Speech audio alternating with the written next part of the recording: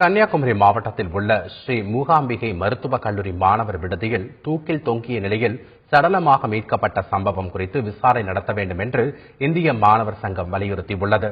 குலசேகரத்தில் உள்ள ஸ்ரீ மூகாம்பிகை மருத்துவக் கல்லூரியில் இறுதியாண்டு படித்து வந்த திருச்சியைச் சேர்ந்த பரிதி செம்மல் என்ற மாணவன் நேற்று அதிகாலை விடுதி அறையில் தூக்கில் தொங்கிய நிலையில் சடலமாக காணப்பட்டார். இரவு படுக்கைக்கு செல்லும் வரை நண்பர்களுடன் அவர் சகஜமாக பேசிக் கொண்டிருந்ததாகவும் பெற்றோருடன் தொலைபேசியில் பேசியதாகவும் கூறப்படுகிறது. எனினும் பரிதி செம்மல் மரணம் குறித்து எந்த தகவலையும் தெரிவிக்க சக மாணவர்கள் அஞ்சுவதாக இந்திய மாணவர் சங்க தலைவர் விஜய் சிவா தெரிவித்துள்ளார். மாணவர் மரணத்தில் மர்மம் இருப்பதாக கூறியுள்ள அவர் காவல்துறை இது தொடர்பாக உரிய விசாரணை நடத்த வேண்டும் என்றும் அவர் கேட்டுக் கொண்டுள்ளார். மூகாம்பிகா மருத்துவக் கல்லூரியில இதுவே முதல் முறை அல்ல. இதே மாதிரி வருடா வருடம் தொடர்கதையாக இந்த மரணங்கள் மர்மமான முறையில் நடந்து கொண்டேதான் இருக்கின்றன.